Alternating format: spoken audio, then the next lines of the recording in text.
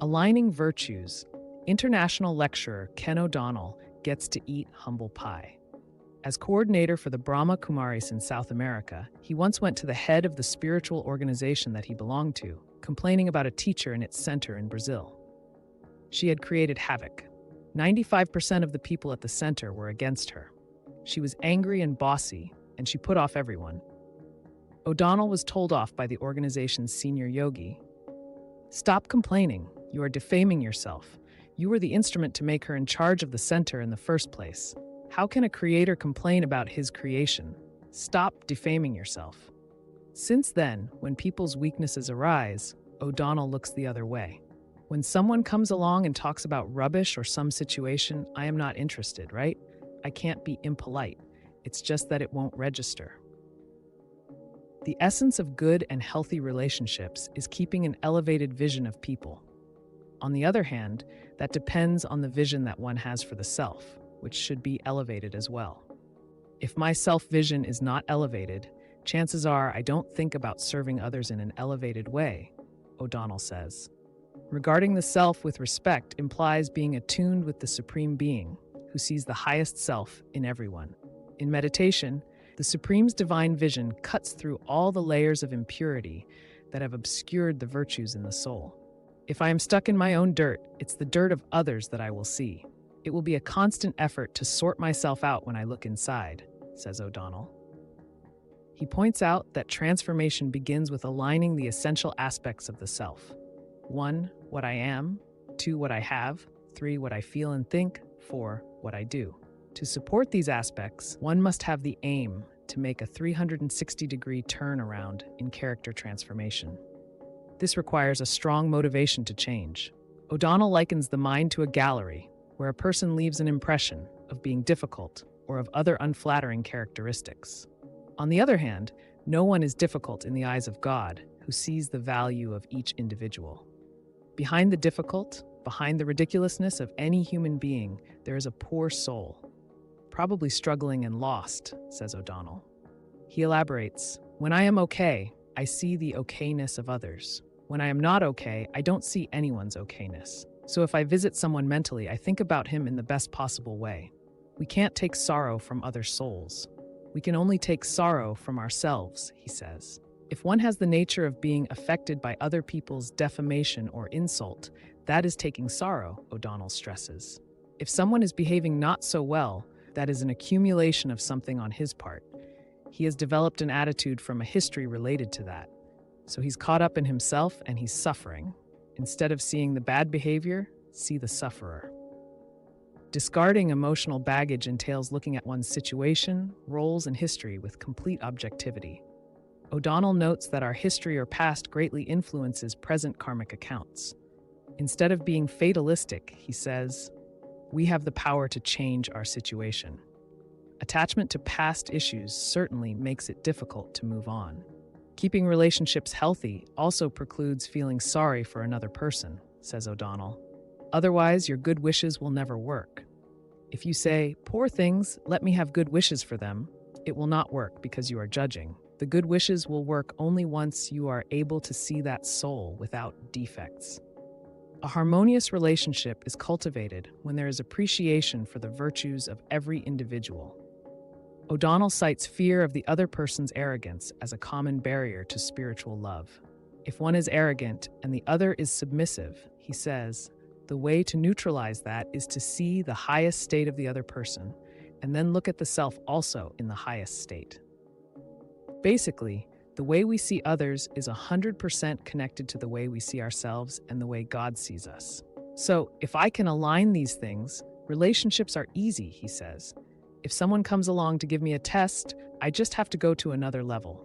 The secret of good relationships is not compensating defects, but aligning virtues. On the bright side, a reminder from O'Donnell, 5% of the people around us are bound to be dissatisfied with us. But remember, we have to have 95% who are happy with us. Detachment needs me to cut all the strings. Nothing is keeping me here. Not compensating defects guarantee healthy relationships. For a full year and 8 months, I lived in a picturesque retreat center in Tagaytay City as a volunteer meditation teacher. More than the lovely natural vista and the cool climb, the joy of welcoming weary soul seekers, then sending them off after a day or two with lightness in their gait, had few parallels for me. It was as if they were carrying away a newfound precious gem.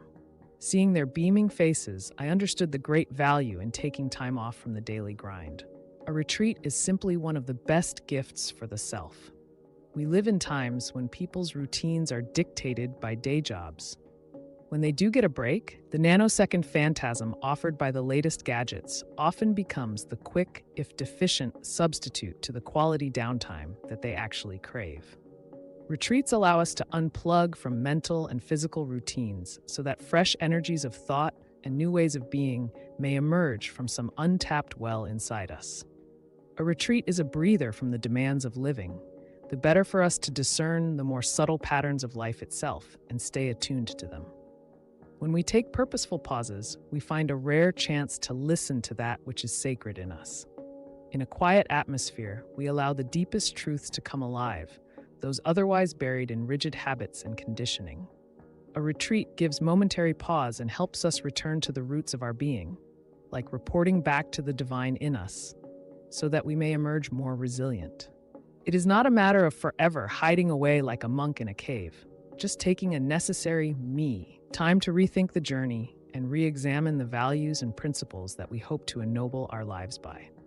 In a battle, an army retreats to regroup, that is, gather its energies and reassess its strategies.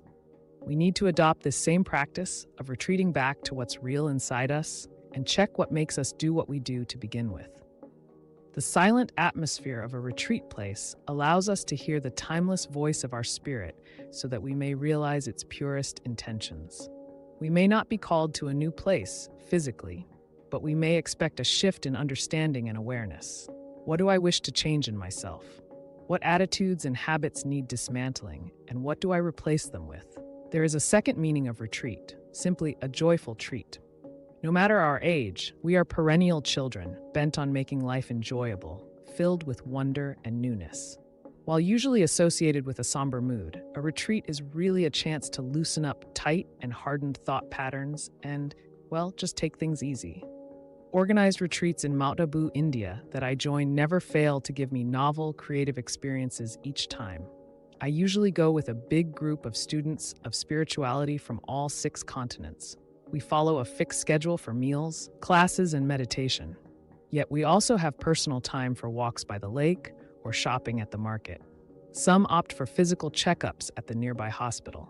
But the best part is the playtime. Picnics with fun games are often held at the gardens called Peace Park. Within the 2-week stay, there would inevitably be an evening cultural program with artistic pieces prepared by participants from across the globe.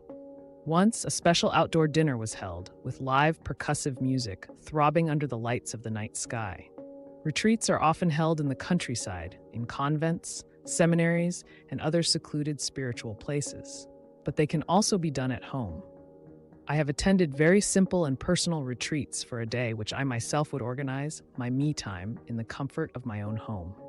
I would fix a schedule with time allotted for contemplating a chosen virtue, reading inspirational literature related to it, and then sitting to meditate deeply on its meaning. A half or whole day, a weekend, a week, a month. Time set aside for a retreat is really flexible, according to one's schedule. But wherever and however long you wish it to be, a retreat will always offer you a time-honored gift, a sacred meeting ground with the 2 most significant beings in the world, yourself and the divine.